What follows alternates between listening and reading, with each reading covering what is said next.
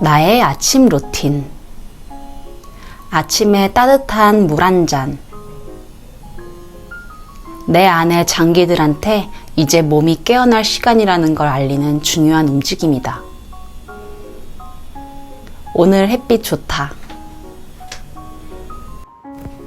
오늘은 내가 어떻게 살과의 전쟁에서 움직임의 자유를 되찾았는지를 기록해 보려고 한다. 24년 동안의 노력을 하루아침에 다 보여줄 수 없기에 틈날 때마다 기록하려고 한다. 이때 조급함이 몰려오더라. 이것도 충분히 느끼고 놓아주기. 고1 때부터 나는 감정을 기록하기 시작했다. 내 감정을 들여다보기 시작했고, 고1 때 나에게 자주 했던 질문은 오늘 하루 어떻게 살 것인가 였다. 그거에 답하면서 하루를 계획했었다. 나는 폭식증이 중학교 1학년 때부터 있었다.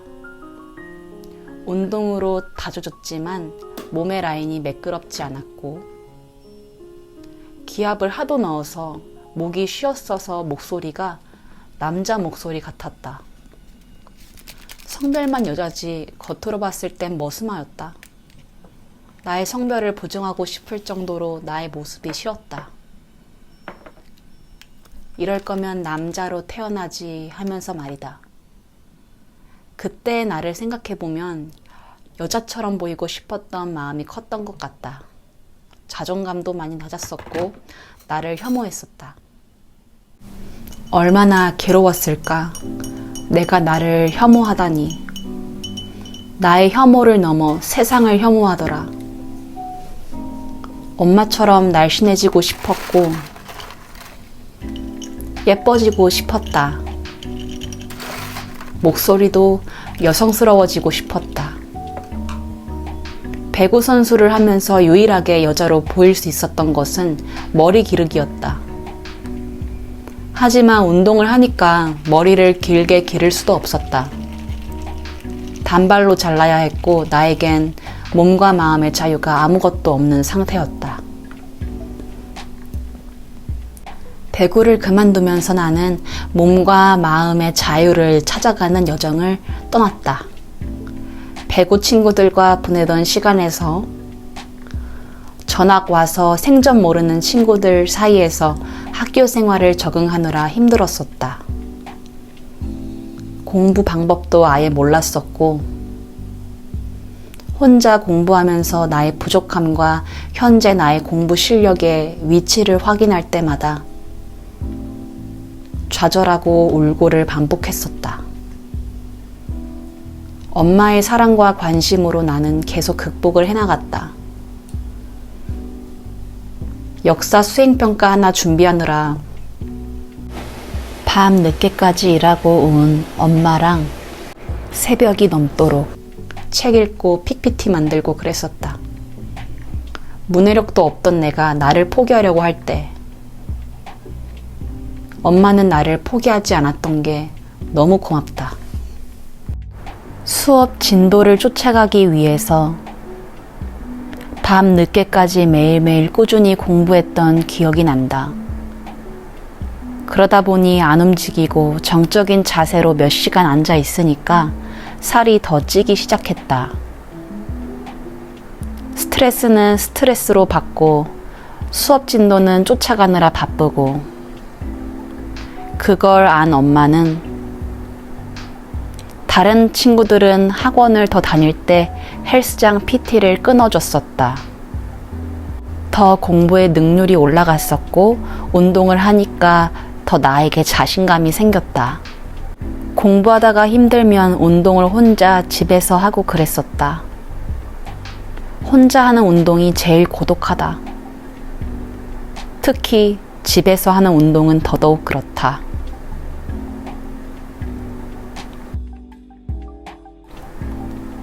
그렇게 공부와 운동을 병행하며 고등학교 생활을 잘 마쳤다. 운동을 계속 꾸준히 했지만 뭔가 부족함을 느꼈다. 아직 몸과 마음의 시냅스가 서로 연결되지 않은 상태였다. 코로나가 터지고 나서 나의 가정 환경은 힘들어졌다. 엄마의 몸과 마음이 망가지기 시작하면서 그걸 지켜보고 있는 나도 서서히 몸과 마음이 망가지기 시작했다.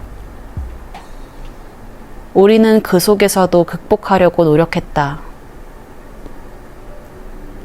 계단을 매일매일 엄마와 오르고, 다 하면 계단 손잡이에 밴드를 걸고 팔 운동도 하고,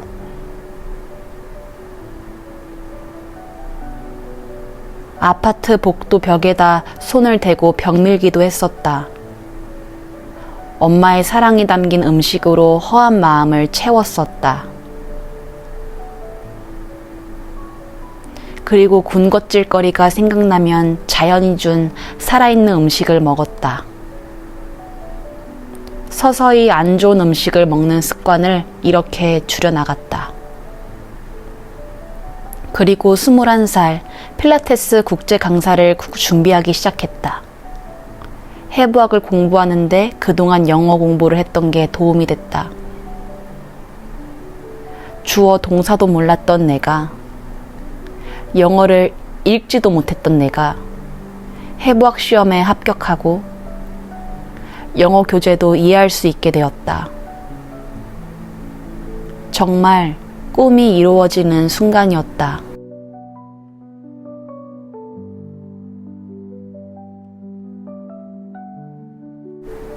연세대 물리치료학과 학생분들을 티칭도 해보고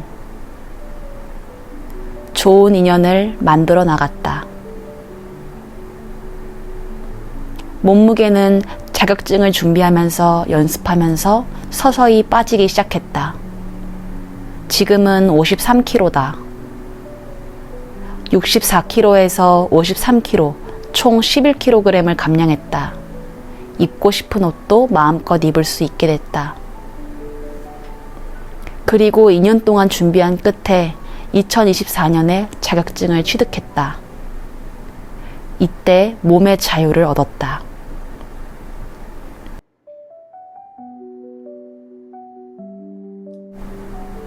몸의 자유를 얻으니 자연스레 내면을 바라보게 되었다. 김주환 교수님을 유튜브로 만나 지금은 내면을 성장시키고 있다.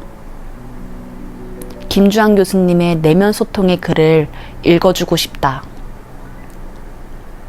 살아있다는 것은 곧 움직인다는 것이기에 삶이 곧 움직임이다. 펠덴크레이스의 움직임을 통한 알아차림에 대한 글이다. 그는 의식과 삶과 자기 자신에 대한 명상과 성찰은 모두 스스로의 움직임에 대한 성찰로부터 시작한다고 하면서 움직임 명상의 필요성을 강조했다. 그는 뇌는 움직임의 기능 없이는 생각할 수 없다고 하면서 모든 생각이나 감정의 유발은 몸의 변화를 가져온다고 보았다. 몸의 변화가 곧 움직임으로부터 나오는 것, 즉 감정이라는 것이다. 펠덴크라이스는 통증과 마음의 관계, 신체 각 부위 간의 관계 등을 살피면서 몸과 마음의 전체적인 연결성에 주목했다. 그는 어떤 하나의 동작을 할 때 몸 전체의 각 부위가 조화롭게 움직여야만 쉽고 편안하고 자연스러운 동작이 나온다는 결론에 도달했다. 악수나 공 던지기 같은 하나의 동작은 팔로만 하는 것이 아니다. 몸과 마음의 거의 모든 기능이 조화롭게 참여해야만 균형 있는 동작이 이루어질 수 있다. 긴장하고 애를 써서는 우아한 움직임이 나오기 어렵다. 중요한 것은 균형감과 편안함이다. 긴장이 풀어지고 이완된 상태여야 몸의 효율적인 움직임이 가능해진다. 펠덴크라이스 역시 의도와 움직임 간의 괴리에 주목했다. 같은 움직임이라도 어떠한 의도를 갖느냐에 따라 전혀 다른 결과를 가져온다는 것을 발견한 것이다. 나는 여기서 어떤 마음으로 움직여야 하느냐가 굉장히 중요하다는 것을 알았다. 나 스스로에게 질문을 던지고 싶다. 나는 그동안 어떤 마음으로 움직였었나? 나의 대답은 자유를 얻기 위해 움직였다. 몸이 안 아프고 싶었고, 옷에 자유롭고 싶었고, 마음으로부터 자유롭고 싶었다. 당신은 다른 사람이 할 수 없는 일을 하기 위해 부르심을 받았습니다. 스스로의 슬픔과 기쁨 너머를 바라보는 법을 배우고 당신이 가진 것을 다른 이들에게 베풀므로써 그들과 소통하는 방법을 찾으십시오. 그 방법을 빨리 찾을수록 하나님이 당신을 위해 정해두신 목적을 빨리 달성할 수 있습니다.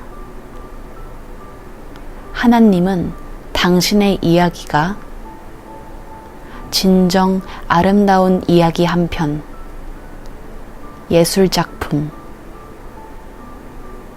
절대로 손상되거나 손볼 필요가 없는 하나님의 걸작, 그분의 아름다운 은혜의 테피스트리가 될 수 있도록 모든 것을 엮어주시기로 약속한 예술가이십니다. 여기서 테피스트리란 한 편의 이야기를 담은 그림들을 모아 장식한 직물 벽걸이. 오늘 나의 1% 성장은 내가 나를 사랑하고 있다, 이다.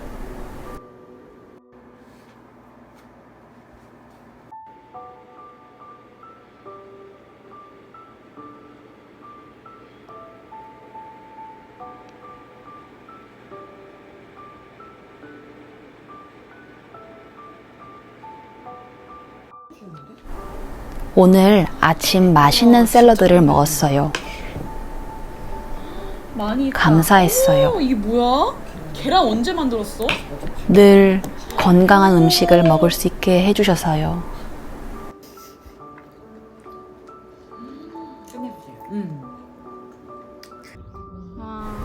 그리고 엄마랑 산책을 했지요. 너무 좋은데? 바람도 안 불고 너무 좋은 날씨였어요. 그래. 이 고요하고 이런 하늘과 풍경을 볼 수 있게 해주셔서 감사합니다. 나올만 하지. 너무 행복해서 엄마랑 영상을 남기고 싶었어요. 귀가 따뜻해서 너무 좋다? 너무 좋아. 하나도 안 추워? 너무 행복한 하루네요. 모두 행복한 주말 되세요.